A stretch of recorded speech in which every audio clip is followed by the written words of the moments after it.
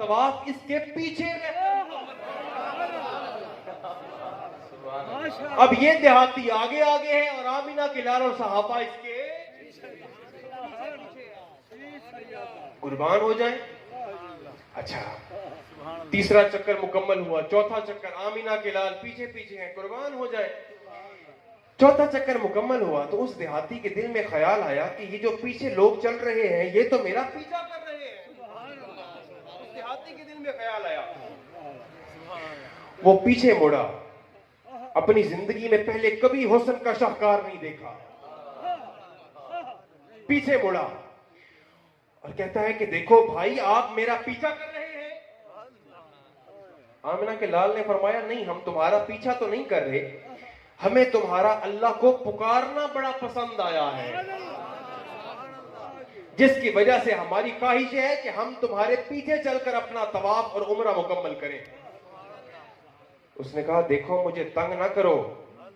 उस बद्दू ने हुजूर से कहा कि मुझे तंग ना करो, वरना मैं क्या करूंगा, तुम्हारी शिकायत अपने रसूल को कर दूंगा।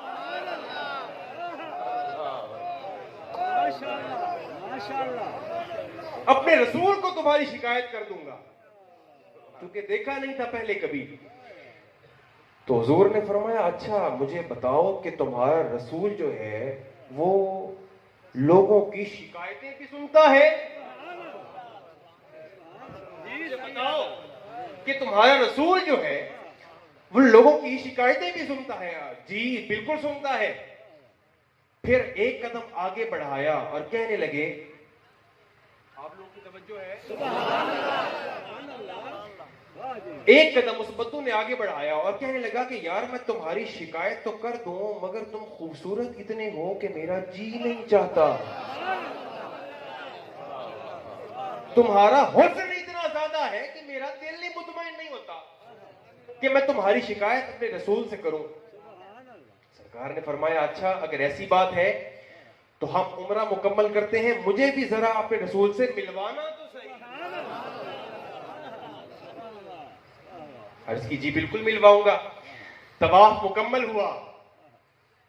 जब कहा आका अलैहिस्सलाम से उस बद्दू ने कि चलिए मैं आपको अपने रसूल से मिलवाता हूं, तो हुजूर ने फरमाया, तुम्हें मुबारक हो, तुम्हारे रसूल खुद चलकर तुम्हारे पास। अब ये सुनने की देर थी मेरे भाइयों कि कुछ लम्हात पहले जिसकी बारगाह में ऊंची आवाज की थी उसी रसूल के कदमों में गिर गया। हुजूर से माफिया मांगता है, हुजूर मुझे नहीं पता था, अल्लाह के लिए मुझे माफ फरमा दें। अभी ये बातें मुकालमा चल ही रहा था कि अल्लाह ने जिब्राईल अलैहिस्सलाम को भेजा और कहा कि महबूब को बता दीजिए कि इसने मेरी बारगाह में खड़े होकर आपके सामने अपनी आवाज बुलंद की है, तो हुजूर इस बद्दू को बताइए कि मैं इसको कयामत के दिन जहन्नुम की आग में डाल दूंगा। ये इसको बता दीजिए। जिब्राईल ने सारा पैगाम दे दिया कि हुजूर अल्लाह रब्बुल इज्जत तो फरमाता है कि इसको जहन्नुम की आग में डालेगा क्योंकि इसने आपके सामने आवाज बुलंद की है। तवज्जो, सरकार ने सारा पैगाम दिया। अब चूंकि फिर मैं वही कहता हूं कि ज्यादा पढ़ा लिखा नहीं था, तो कहने लगा कि हुजूर आप मुझे माफ कर दें, अल्लाह से मैं अपना मामला खुद कर लूंगा। अल्लाह के साथ मैं अपना मामला खुद देख लूंगा। सरकार ने फरमाया, अल्लाह के बंदे तुम्हें खैर है, तुम्हें पता है तुम क्या कह रहे हो? उसने कहा, जी हुजूर मुझे पता है मैं क्या कह रहा हूं। तो सरकार ने फरमाया, बताओ अल्लाह के साथ अपना मामला कैसे देखोगे? तो कहा कि हुजूर कयामत के दिन जब अल्लाह रब्बुल इज्जत, अगर आपका ज़ौक़ इजाजत दे तो बता देता हूं आगे, कयामत के दिन जब अल्लाह मुझे मेरे गुनाह गिनवा रहा होगा तो बिल आखिर एक वक्त आएगा कि मेरे गुनाह खत्म हो जाएंगे। वो बद्दू हुजूर से कहता है कि हुजूर अल्लाह के साथ मैं अपना हिसाब ऐसे करूंगा कि एक वक्त आएगा कि अल्लाह रब्बुल इज्जत मुझे मेरे गुनाह गिनवाता रहेगा और मेरे गुनाह खत्म हो जाएंगे, और फिर उस लम्हे के बाद मैं अल्लाह को अल्लाह की रहमतें गिनवाना शुरू कर दूंगा। और उसकी रहमत इतनी कसीर तादाद में है कि मेरा ये अकीदा और ईमान है कि अल्लाह की रहमत जोश में आ जाएगी